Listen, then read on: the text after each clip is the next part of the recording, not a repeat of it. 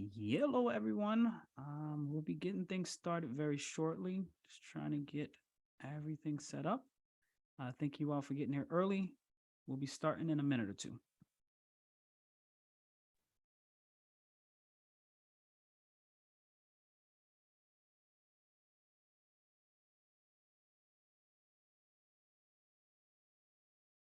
And yeah, if you can turn your cameras on, let's see some cameras on today. It'll be really appreciative, especially for the speaker, which is me. But definitely, I want to see everybody's faces. So turn on your cameras. I should turn mine on too. There we go. There we go. I'm getting it focused in. And we're going to be starting in less than a minute. Going to be having a conversation today about coding interviews. And definitely, hopefully, giving you all some insights into what engineers are looking for, these companies that you all are applying for during coding interviews. So let me get to my slides and then we can get things started. In the chat room, this is a very interactive conversation I'm hoping we're having today. So let me know where you're coming from, what school you're at if you're in school, if you're not, where you live at. But just let's check out to see if the chat room thing works. That'll be really cool if you can help me out with that.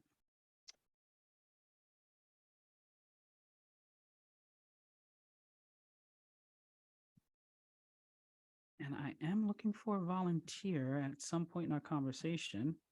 Let me see. We got five people, five individuals, and we got like 20 some people in the room. So hopefully everybody else is definitely paying attention. We got FIU. What's up, FIU? I was at FIU last week. Big shout outs to FIU. NYU. I haven't been up to New York yet. UCSD, Las Vegas, Texas State. Well, it looks like we have almost the whole country. We even got Puerto Rico in here. What's up, Puerto Rico? KSU. We're going to get things started real quick and definitely, hopefully, give y'all a behind the scenes view on what it takes to get into technical interviewing. And before I even start talking, let me start sharing my screen so I can get the slides up. I got so excited when I seen everybody chiming in and checking in. I forgot to put up the slides.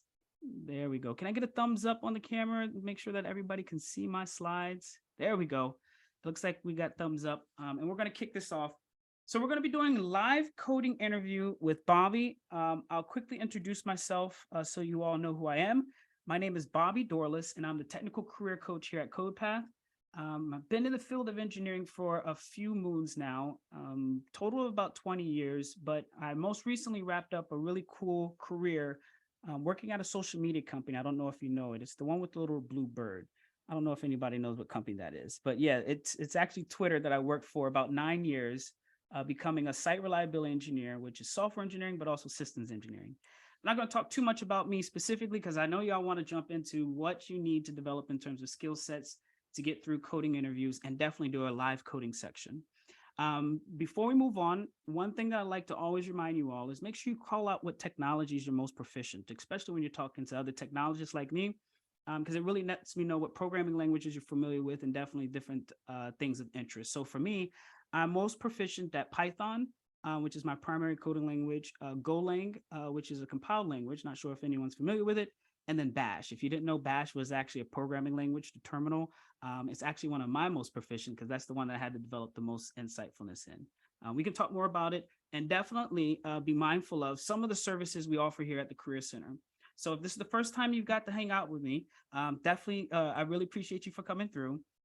And I want to let you know that we do offer services around mentorship, which is one-on-ones with myself or another colleague of mine, Catalina, around behavioral resume review and LinkedIn reviews, virtual career fairs, or an opportunity for you to interview at different companies, resources, internships, tech fellowship, networking, and we do career centers every week, or career labs where you can come in and hear us talk about some of our experience over the years working in tech, myself and a few of us. But before we get started, I want to let you all know that unfortunately, I originally had someone scheduled to be my guest coder for the technical interview part. but I want to ask for a volunteer. I know it might be nerve wracking to even think about, hey, can I volunteer for this exercise? But I promise you, if you're proficient at Python, you can talk Python. And definitely, if you want to practice mock interviewing, raise your hand, let me know. When I get to that section of the talk, I'll definitely see if anybody's hands is still raised. And if not, then I'll just wing it myself, but definitely want to give someone an opportunity to test out this skill in front of, some very like-minded people that may have some of the same challenges you and could learn from you. And I promise you, I won't make it difficult. I promise. All right. So we're going to jump right into the talk and talk about coding interviews. Now, most people and most candidates, when they first start to get prepared for coding interviews, thinks that jumping right into code is the way that you get through coding interviews. But I want to enlighten you on a few different practices that could help you preparing for interviewing, and also play a video of an example of me conducting an interview with another guest that I had in a past series. Now, the key thing that I'm bringing up here, and why I bring up this slide showcasing, this screen, it's some IDE and there's some code there, is when you're solving these coding challenges, step back from the keyboard a little bit and don't think that you just want to jump into write code. The process really involves you analyzing and understanding the requirements for the code you're going to develop, really thinking about a game plan on how you're going to solve it, and then moving forward to actually writing code. So what we're going to do is listen to and observe a guest that I have had in the past, him talk about how he analyzes a problem and this practice session that we conducted. And the key thing that I want to emphasize here, especially with this slide being the first step in coding interviews, is just understanding the problem, because I've interviewed hundreds of candidates before. And by the time we get almost to the end of the interview, they did not understand the problem, and we didn't even solve close to the problem that we wanted. And the candidates that have been the most successful for me are the ones that are taking the times, really analyzing, observing, and really collecting requirements before they start to write code. So I'm going to press this button. Hopefully this video plays. This is the first time that I've inserted a YouTube video in my slide deck here. So let's see if it plays, and give me a thumbs up if you hear it coming through. So the next slide that we have is, Anthony, it's that time, bro. We're going to do some practicing here. Okay. Anthony and I are going to, or actually Anthony is going to be interviewing for a position. I'm going to flip the mode real quick and do a mock interview with Anthony. And he's going to help us on the first beginning of answering a problem or a coding challenge, how you analyze and research, not research, but analyze the solution before you actually start to write code. You ready for it, Anthony? As ready as I'm gonna be. I stay ready, so I ain't got to get ready. So I'm gonna stop sharing, and I'm just gonna pop into the screen here, and let's just go ahead and switch into mode, and we shouldn't take no more than 5 minutes, whoever's sitting around listening in. All right. So thank you so much, Anthony, for coming in and interviewing at XYZ Company for a software engineering position. Today, we're going to be talking about solving an algorithm problem. But before that, give me a quick introduction of yourself and tell me what coding language you're most proficient at. Hey there. So I'm a software engineer for 20 years, spent 8 years at Google. I specialize on the front end, including TypeScript, React, Node.js, stuff like that. Yeah, and I just really like to solve problems using front end. So excited to be here. I would love it if we could interview in TypeScript, JavaScript, something like that. Awesome. And thank you very much for letting me know where your proficiency at and what coding language you prefer us to talk about. Now, our problem that we're going to be solving today, and let me bring up this screen here. If I could quickly find it. There we go. Let me know when you see that screen pop up. I see it. I see let's practice in the thing. Okay, cool.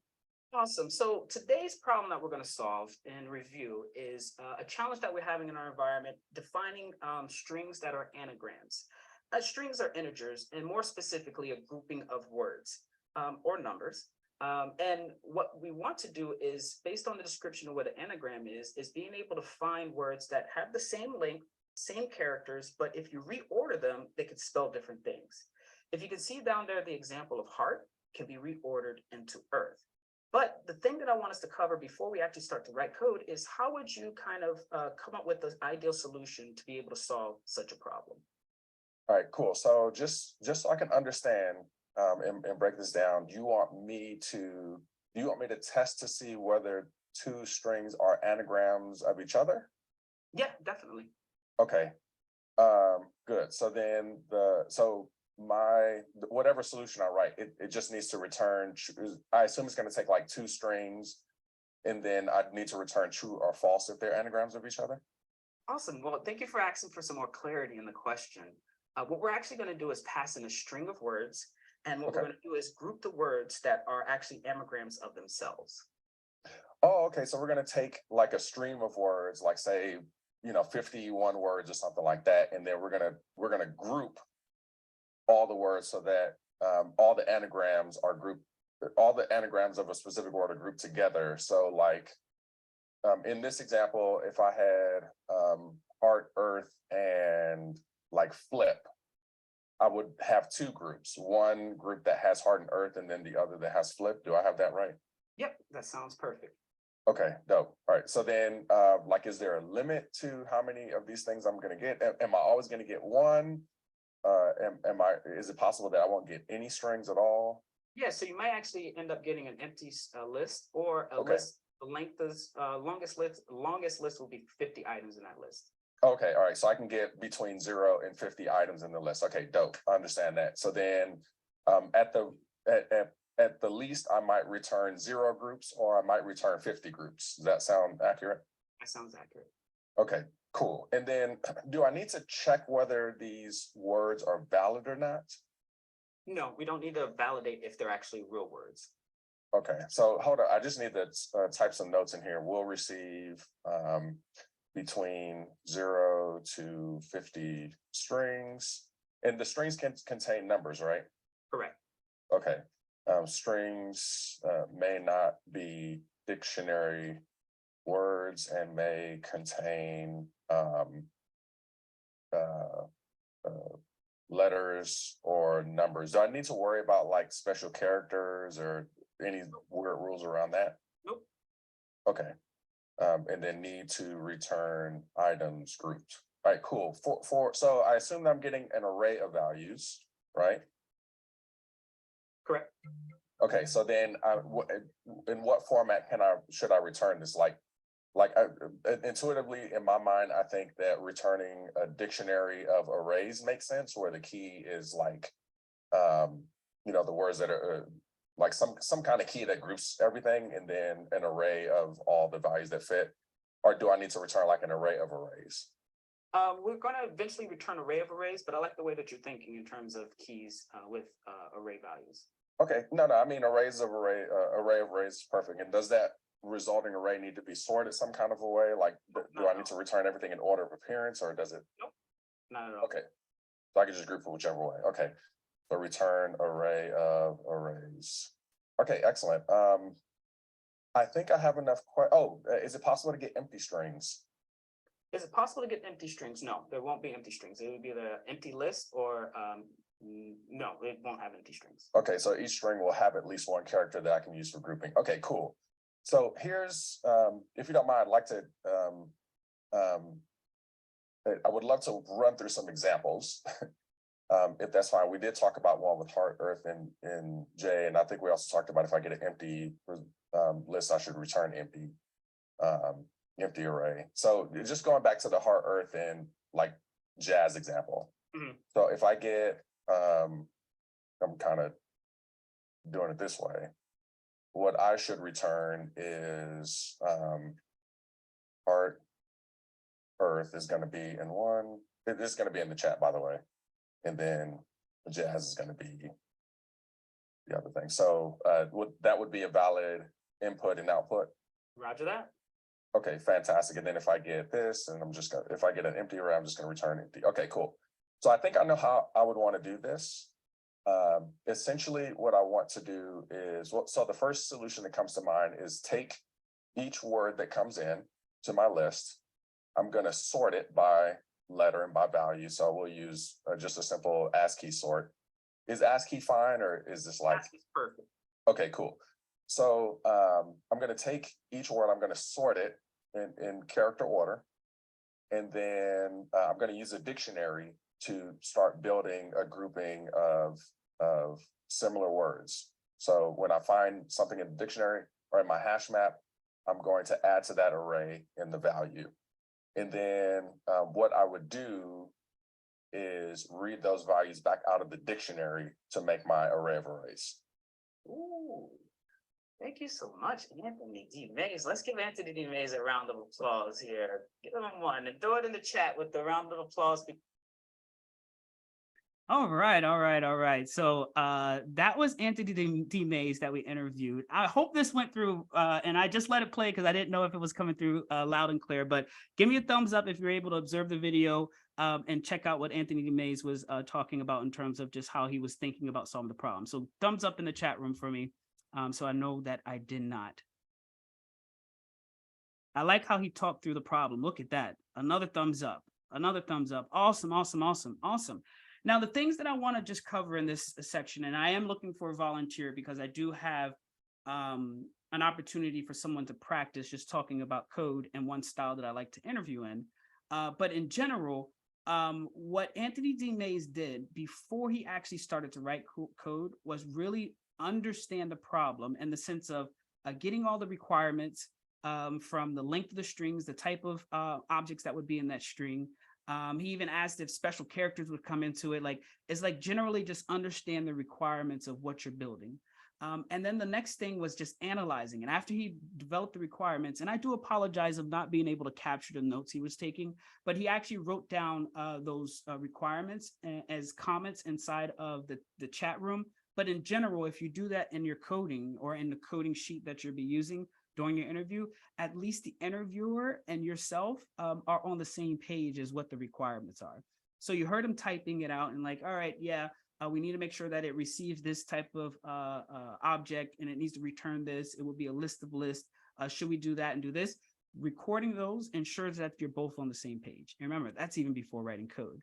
And then the next thing he did was after he collected all the data was start to analyze it. All right, what's the best strategy for me to do a word comparison? If we sort the words, we can compare the two words. And if I know that they are alike, then I can store them somewhere. And if you heard his way of breaking it down, basically designing and coming up with a solution before he wrote code so that the output that he generates in terms of code would really align with what he mentioned in terms of the requirements collected and then the analyzing phase. So we are at the volunteers point right here, and I look like I have a volunteer with her hands up. Can you just quickly introduce yourself? Tell me your name. Tell me also, oh my gosh, my button is like going everywhere. Sorry about that. Tell me your name, school, and what programming language you're most proficient at. Hi, so my name is Miriam, and I'm a second year student. I'm studying IT at my university, which is the Oregon Institute of Technology, but I'm trying to go more towards the software development route. And thank you so much, Kiara, for the encouraging message. So what I'm proficient most in is Java in terms of developing programs, but for the coding interviews, because Python is so concise, I've been working with that as well, so I can answer questions in either. Awesome, awesome, awesome. And definitely thank you so much for jumping in and volunteering. So what we're going to do is actually really solve the problem in code that we were talking with Anthony DeMays about. But we're not going to actually have you write code, but we're just going to actually talk through code. And then in general, just measuring your proficiency based on the kind of questions that I would ask. And the reason why I like to do interviews like this is number one, it's very less intensive in terms of remembering off the top of your head how to do everything, but really just trying to understand foundationally different areas that you excel at and areas that you can improve at. Does that make sense? Yeah, so just to clarify, you would be showing me the solution and I would be talking through it as though it was my solution. Correct. Okay, that's nice. Okay, so whenever you want, I can go ahead and start. That Can you, sounds good. can you see my screen?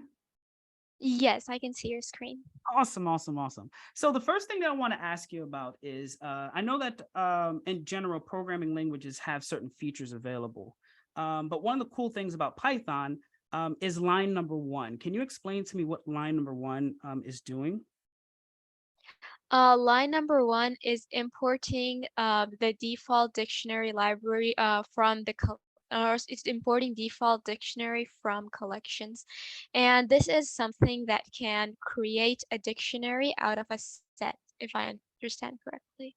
Awesome, awesome. And yeah, it's basically you're able to use other libraries or frameworks from other programs and include them in your program. All right, if you could tell me on line number 3, we're setting a variable. What type of data structure is that that we're setting? We are setting what is called in Python as a list, or in other languages, it would be known as an array. And it has multiple different objects of the same type, but repetition is allowed. Awesome, awesome. And when I'm looking at these objects inside this array, what type of data type are they? They are strings. Awesome, awesome. So thank you very much for that. Now we're going to move on to line number 5. How many arguments are we passing in or parameters are we passing into this function? There's just one parameter being passed in, and it's the array that we see over there. Awesome. Now I have a trivia question for you. Now line number 5 is more, maybe I can say Python 2. What will we have to add to line number 5 to make this function more aligned with Python 3's? And I'll give you a hint, type checks. Yes, I don't remember the exact terminology for it, but essentially what you would need to do is have a hint that tells the type of the parameter and the return type of this function. And the syntax for it is that you put, I don't remember the exact syntax off the top of my head, but I remember that there is a hyphen and an arrow. I mean, sorry, I'm not sure what it is called in English, but it's like this. And yeah, you would put that and it would tell you the return type of the function as well as the type of um, parameter that's being passed in. So type hints Awesome. is the difference. Awesome. Awesome. Now, why would we want to add that? Because we used to do it in Python 2, and now they introduced this in Python 3. Give me your, best opinion of why we would want to add that feature. Right, so the reason that that's really helpful is that it improves the clarity and the readability of the code. If you've seen something like Java where the programs have everything written out, they have the return value type written out and parameter type written out, that really improves the readability of the code because then you can just look at a function and tell straight away what is the return type and what's the parameter type. So later on, if somebody's trying to use anagram check too, they're not going to be passing in a string by accident because if they look at anagram check two's definition, they will know instinctively that it's an array that needs to be passed in. Awesome, awesome, awesome. Thank you so much. And we're going to move on.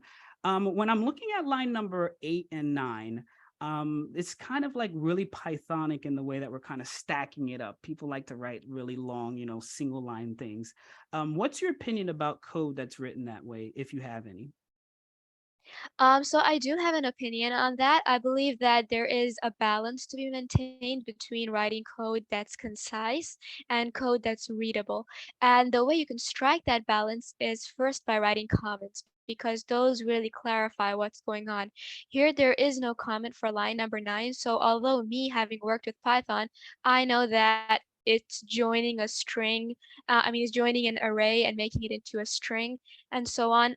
Somebody that's just looking at it might have a harder time if they're not that conversant with Python.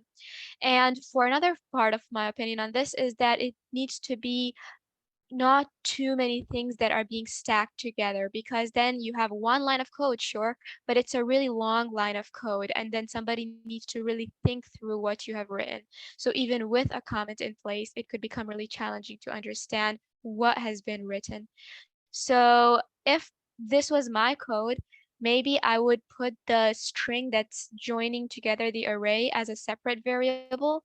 Maybe I would write on line number 9 instead key or something that explains what the key is supposed to be. Key equals to, and then I'd put the empty string dot join sorted word. Then on line number 10, I would say words dictionary and in the brackets, the square brackets where the key should go, I would put in that key variable and I'd say dot add word. So just kind of breaking it down so it's more readable that way. For sure, for sure. Awesome. So I have one last question that I want to ask. And this is one thing that I've always made sure I put into practice when I write code. So at line number 13 looks like it's the end of the line. But have you ever seen something at the end of Python codes that have this like if statement that says, hey, if this, that, then do an actual function rather than what's at line number 13? Are you familiar with that at all? Yes, I'm familiar with that. So you're saying that instead of line number 13 having a print statement, it should have a conditional statement. A conditional statement that kind of checks, and I'm going to give you a hint, if this file can be importable or it just executes and runs. Um, Sorry, I'm sort of blanking out. I'm not sure I understand your question. Could you please clarify that a little bit more? No worries, no worries. So when I take a look at a Python, maybe some code that you maybe include in your application, and you actually go look at the source, there's usually a function that's called main. And when you actually access main, you actually look down further. There's this if statement at the bottom before it uses main. Have you ever seen that before? Currently I'm blanking out. I know I don't think I'm familiar with that. No worries, no worries. Well, that's all that I have for our conversation here. I want to say thank you so much for interviewing and chatting up with me. Oh my gosh, give her a round of applause, everybody. Thank Please. you so much. Turn on your microphone, give her a round of applause. I am extremely, extremely impressed. And let me give you some Thank you. feedback. Let me give you some feedback because I went to the next slide and I was so excited that I had to throw my slide thing over and I almost missed it. But let me tell you, that was extremely impressive. That was extremely impressive because you were giving me details in a way that really implied you've been writing some code during your free time and you've really been leveling up. And one of the key things that we're always looking for when we're talking about tech is how interested you are. Like, how detailed are you about understanding what this does and why that does this? And also developing an opinion about something. Like some people could have say line number 8 and 9, that looks perfect and let's go with it. But the way that you were describing it means that you've run into that problem before when someone's written a really long single line. And you're like, what the heck does this do? I don't even really understand it. And that's some of the key things that I look for when I'm interviewing candidates. Now, the style of interviewing that we just did is something that I've practiced before working at Twitter. It's really changes the way that the environment is set up so that you can feel comfortable about talking about code.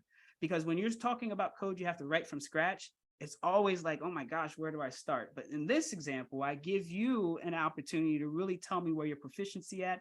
And this was a really good job. We definitely need to talk some more. I know we've already talked once before, one-on-one, but in general, pat yourself on the back, round of applause. And I'm going to hit you up afterwards because we need to chat some more. Everybody show us some love in the chat room and we'll move on to the next slide. Thank you so much. Thank you so much. All right. So best tips at us being successful in coding interview. I think both examples we had today, one from Anthony DeMays and then our volunteer, definitely showcasing different skill sets, but what is the best? For me, one thing that felt so comfortable with both of those conversations were how comfortable both of those conversations were. If you didn't notice that interpersonal skills and being able just to explain things, think about something, ponder about it, and or writing down your thought process is what I was looking for the most.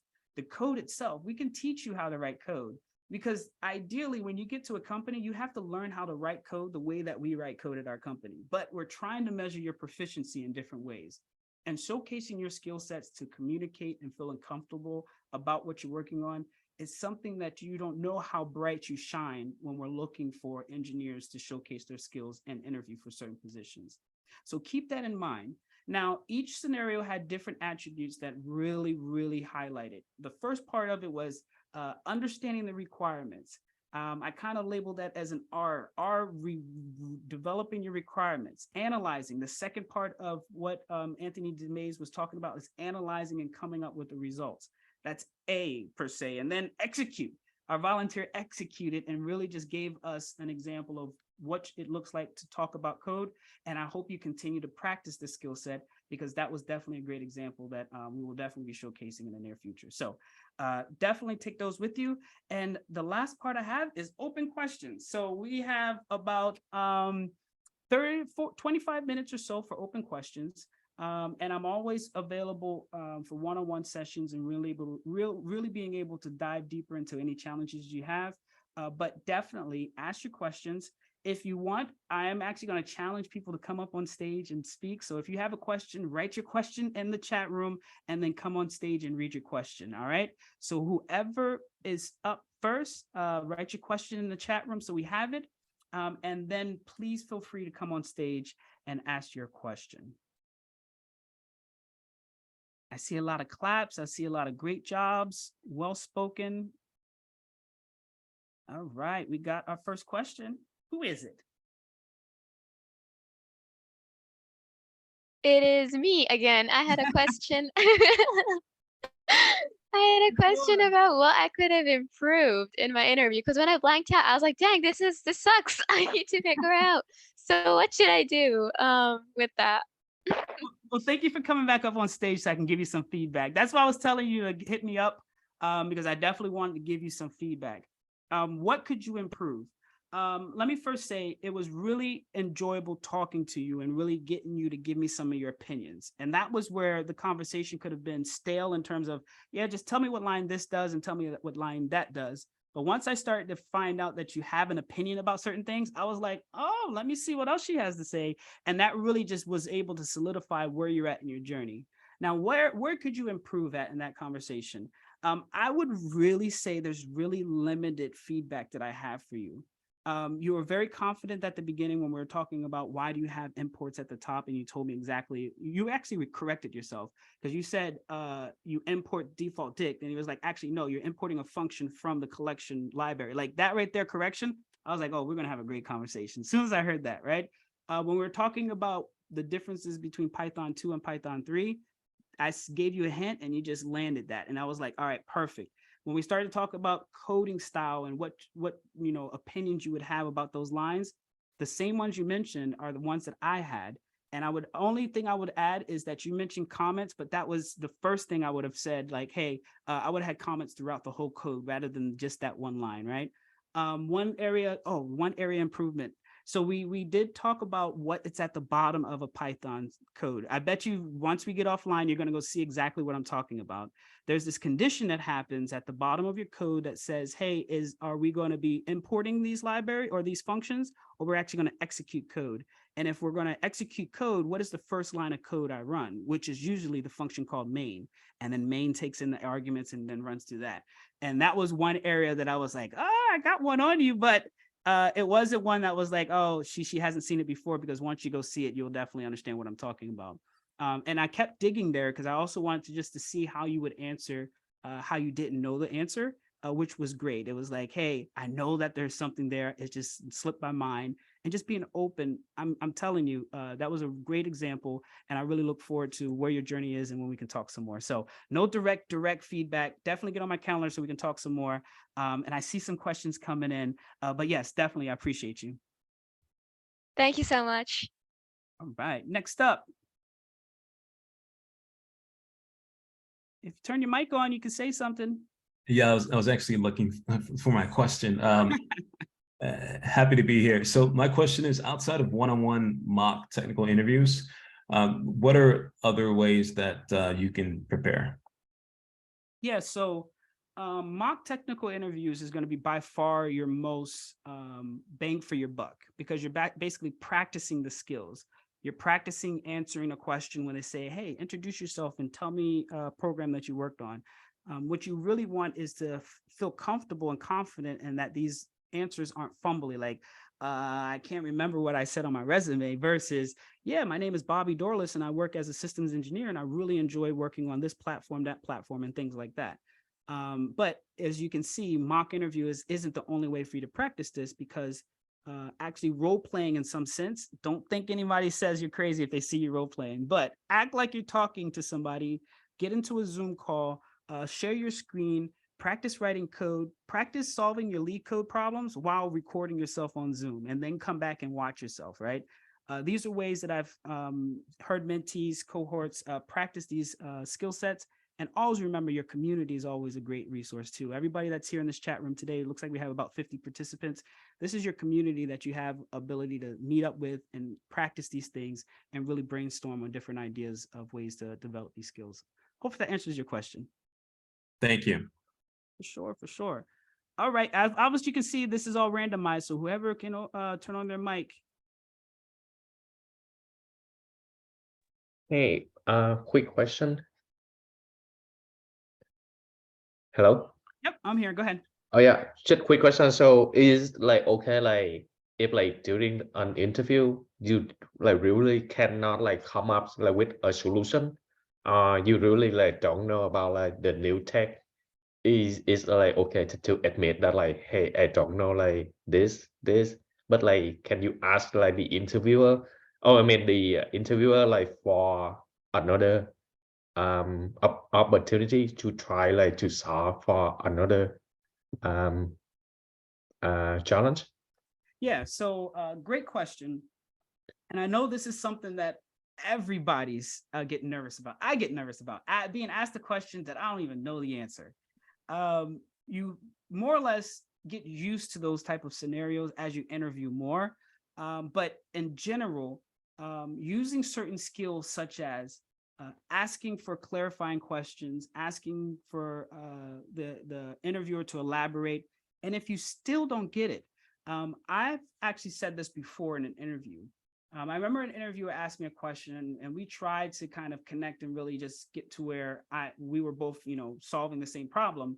And I said something like, what you really, underlying is like, hey, I'm really having a difficult time answering this question, but I still feel confident that I can showcase my skill sets in a different way. Can you reword the question or ask a different question so I can showcase my skill sets?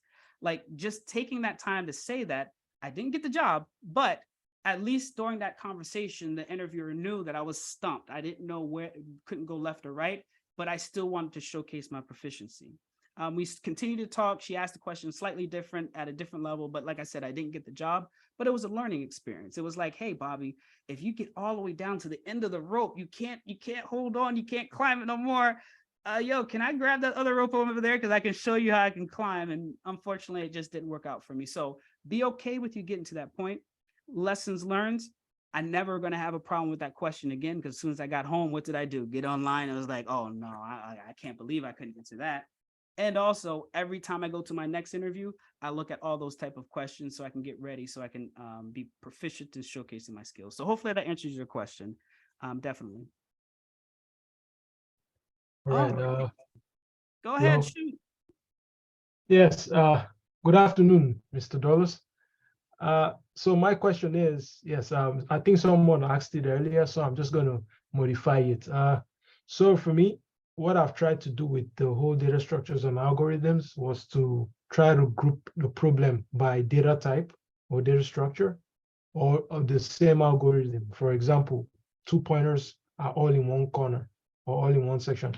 But what I find is after practicing and after I get it, maybe 2-3 days later, I'm looking at the problem and I have no clue how to solve it. It's like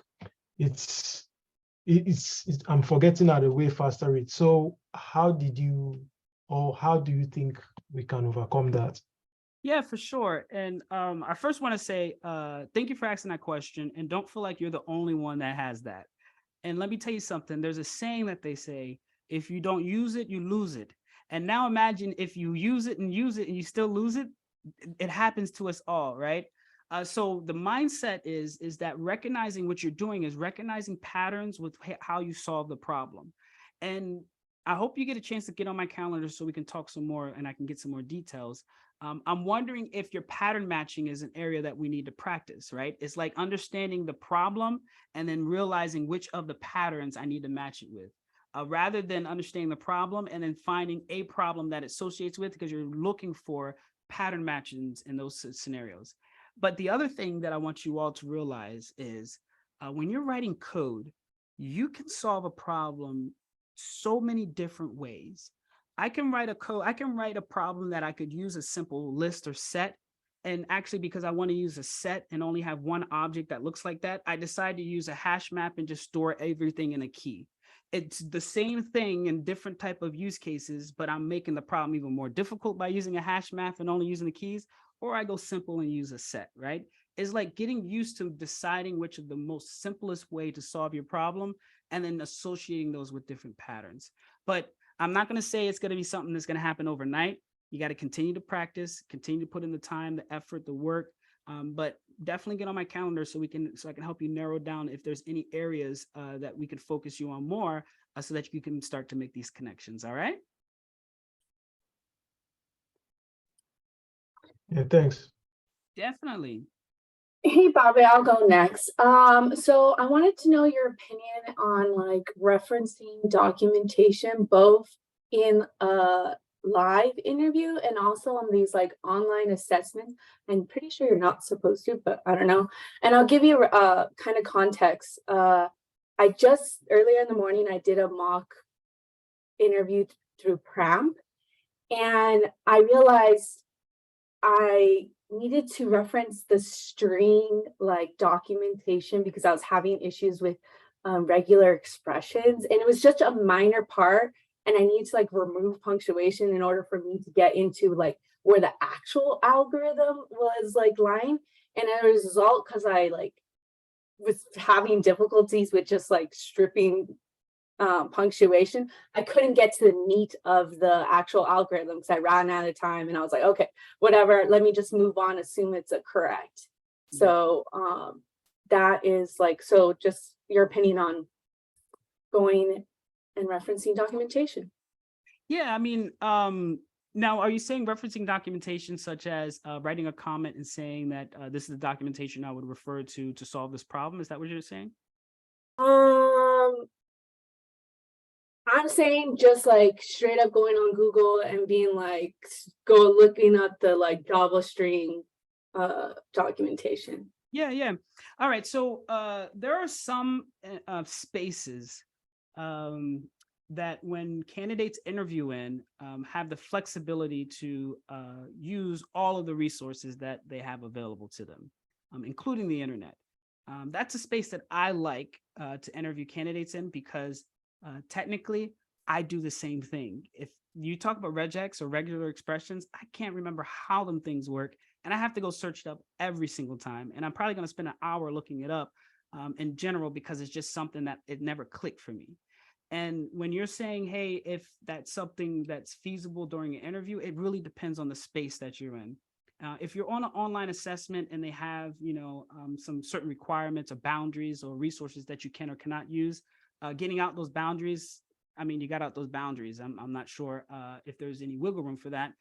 But if you're in an interview and say our volunteer was like, hey, can I pull up something online real quick, or the link that she shared in the chat room, and then she pulls that up, I'm like, oh, that's awesome, because that's exactly what I would do in that scenario, is to get clarity and find some resources online. Unfortunately, we don't interview that way. Unfortunately, it's not the norm during the interview cycle. Because there's just so much expectations in terms of just being able to solve these problems without referencing. But I would use the space if the space is available. I've even had, candidates say, hey, if I were to have Google, I would do X, Y, Z. And I was like, all right, here's a laptop. Show me what you would do. I've done that before and hired candidates off of that. So it really just depends on the space. I would use it if it's available. But definitely just be mindful of the side effect of that is being disqualified for an interview because you are referencing it. So that's what I would say. All right. Yeah, thank you. Definitely. Thank you. All right. So we have some chat room. So I don't really think this thing worked as well as I thought I was. And one of the cool things about me is I really do accept feedback at all times. So after this thing, please feel free to send us some feedback. Let me know if any areas that I could do better. But having people read their own questions, I'm already lost on what questions we're on and which ones people have read. So if you do have any questions, please do put them in this chat room. I'll go through them. And if the ones that didn't get asked, I'll follow up in written form. But if your hand is raised and you want to jump on stage, please feel free. Go ahead and ask your question. I was wondering if I can ask my question. Hi, I'm Nicole. It's nice hearing your tips. Bobby, I guess one of the questions I have is that I've been struggling trying to figure out how to prepare for technical interviews.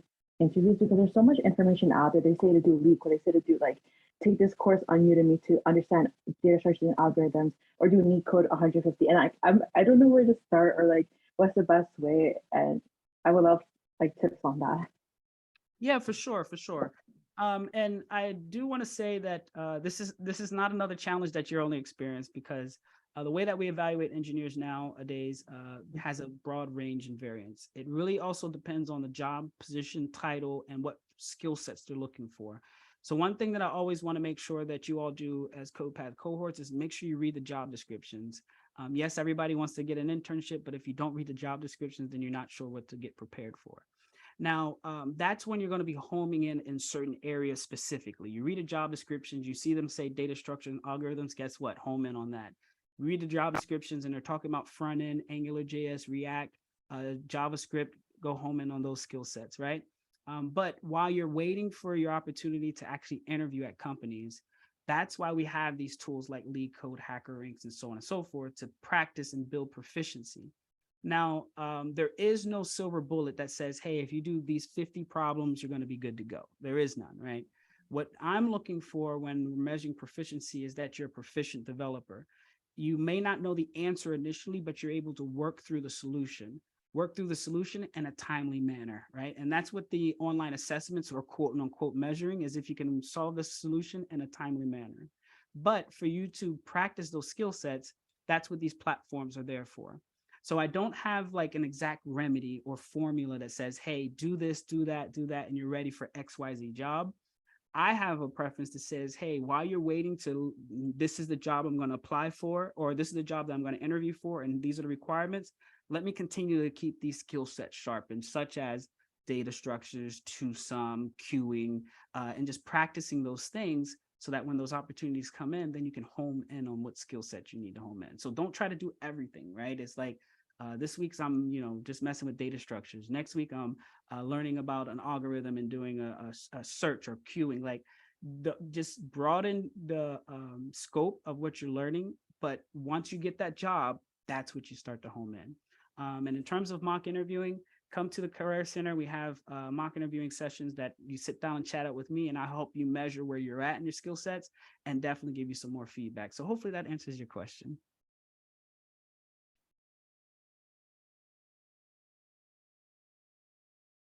Awesome, awesome, awesome. Oh, looks like somebody threw in some LeetCode data structure problems or courses that they've taken. Any other questions out there? I see a study guide, a cheat sheet.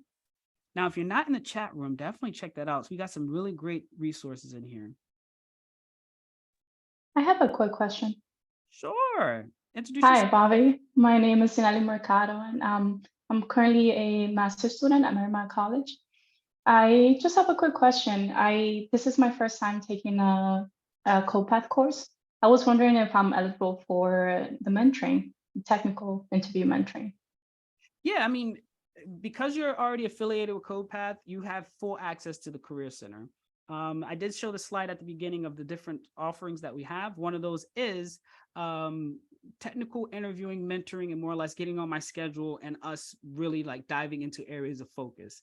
I do offer or coaching sessions. Now, the different type of coaching sessions are mentoring and or mock interviewing, or even game day. Like you have tomorrow, I'm about to interview at XYZ company and I need your help preparing, right?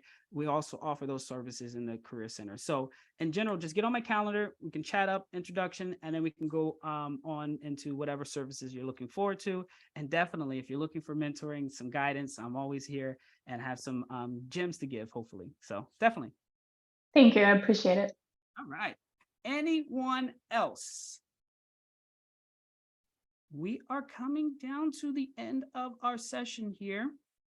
This chat room is on fire, so definitely take a look at that. Will alumni get access to mentoring too? So come to my session, get on my calendar, and then we can get some more details. I am working on different programs that I want to offer in the Career Center, such as office hours. So we're going to be doing office hours on Friday. That's just almost like what we're doing right now. It's going to be a roundtable, open any question that you have. I've had some students come through already, and in general, it's just a great way for y'all to get any questions that you have available. So definitely come through on that. And then we're also working on some new documentation out there. I know one of the students came up and said, hey, lead code questions specifically. We're going to have some materials around, hey, these are the lead code questions we want you to build some proficiency on. Here goes a resource in terms of YouTube video. And then here goes a real world problem that's being solved by this algorithm. And then another thing that I add in there is why even solve this type of problem? Like, what's the real use case around it? So keep an eye out for that. And all that is through the Career Center. And I definitely look forward to chatting up with you all. Any tips on getting past the initial phone screening interview? All right. So any tips on initial phone screening interview? All right. So interview process consists of potentially interview process consists of at least 3 to 4 interviews. The very first one is potentially being interviewed by a recruiter. You usually get pinged on LinkedIn, through your school, through CodePath.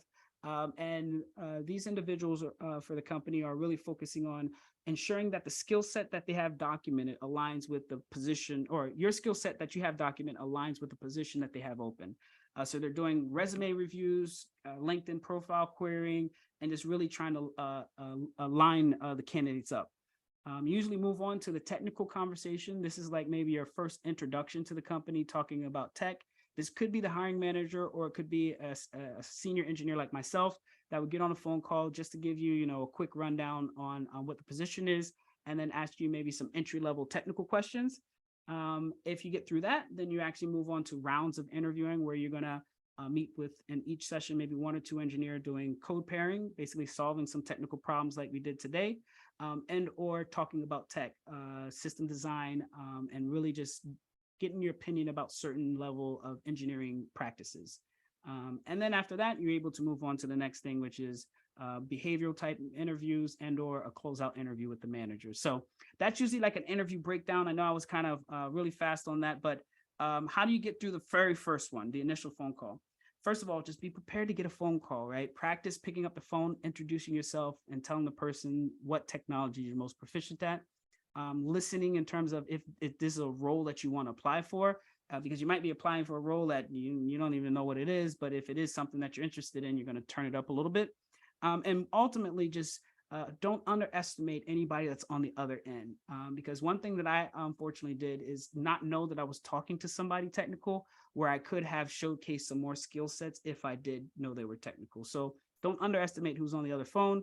And definitely just showcase your best skills with that initial conversation. So that's all that I have. And we have maybe one more question. If anybody else has their hand raised and want to ask one more question, feel free to open the mic. I'll go. Thanks, Bobby. So I know you said that during the interview, it's like a really collaborative process, and to like work with your interviewer, and they're like there to help you. However, people who give interviews are not always the greatest. Sometimes they're like obligated by their job or something to do it. So what advice do you give if, like, let's say you're struggling and your interviewer is just like not really helping you, and you're like, you don't want to be like, hey, can you just help me? Oh, for sure. And let me rephrase something that you mentioned is definitely being collaborative, engaging in conversation. The interviewer are all not trained to be helpers during interviews. It is something that I have developed over the years as a way for me to engage with someone, to see if they would engage in a conversation, to see if they are helpers. If they're not, then they're not, right? But I wouldn't assume that all of them are helpers, because you will run into stonewall engineers that are like, all right, if you can't tell me this, then we're not even moving on to the next level, right? And just be prepared for those type of conversation. It's happened to me a number of times, thinking that I knew something, and then when I had to dive deeper, I just couldn't get that deep, and the stonewall happened. It was like, all right, yep, I'm not going to get this job. But if I do find myself in a conversation and collaborative, and I'm actually really in the groove in terms of solving the problems, then I have performed even better, and those are the jobs that I usually land. Everybody is not trained also as an engineer to be an interviewer. That's one of the things that most engineers, once you all get jobs, because I think that every single one of you are going to be in the field. You also are going to have to interview candidates. And let me tell you, majority of engineers do not like interviewing. They don't have the personality. They don't want to, face, judgment. Like there's some skill sets that you need to develop to really become an effective interviewer.